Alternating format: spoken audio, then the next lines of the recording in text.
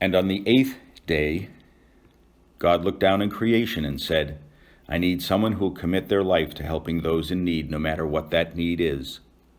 So God made a sister. I need someone who'll get up before the sun and pray fervently in the dark for people she's never met, whose spouse or child has just died, or who's lost their job, or who's struggling with betrayal or the weight of responsibilities which they refuse to lay down. So God made a sister. I need someone whose heart is kind enough to nurture an orphan and strong enough to clear the land to build a school or a clinic or a church in a place where there is none. Then teach, comfort, and pray for anyone who needs them. So God made a sister.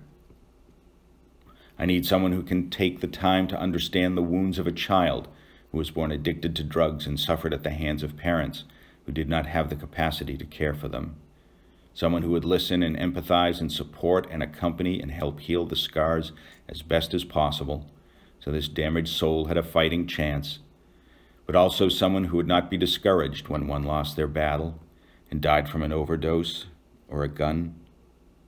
Someone who would grieve as if he was their own child and then dry her tears and turn back to those who still needed her and carry on. So God made a sister. For those who find themselves strangers in a foreign land, or hungry, or sick, or imprisoned, or distraught, or ignorant, or feeble with age, or dying, or lonely, or just plain lost, with no one to turn to, God made a sister. God needed someone who would travel to far-off places where people were oppressed, or abused by greed and corruption, or by their own governments, and help care for and raise up the most vulnerable among them, and so shine a light of hope brightly and joyfully for them to follow, who would go where most would not and do what others would never even consider, and do so for no pay, no recognition, except the rock-solid knowledge that they were doing God's will. So God made a sister. I need someone who will live among the poor and be poor herself, someone who can teach and console and fundraise and build and manage and sing and pray and stand up against injustice and see the beauty in every single one of us so clearly.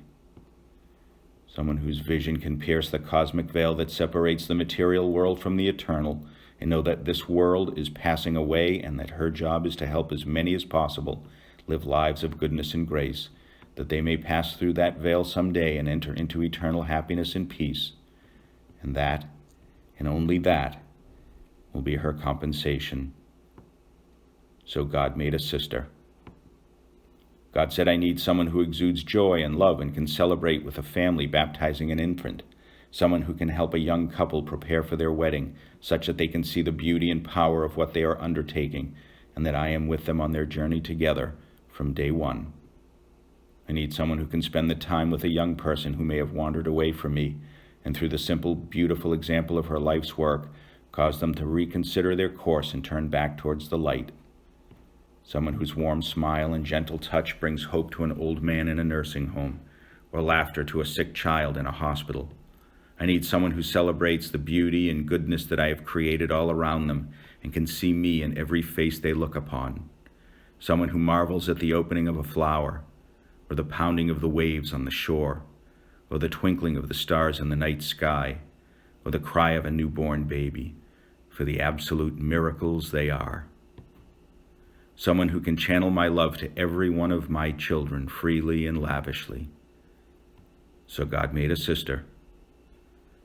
I need someone who, after a lifetime of loving and caring, will smile and encourage a strong young woman to take on the same role for herself, and assure her that this is the true path to happiness and one which will bring her more joy than she can possibly comprehend.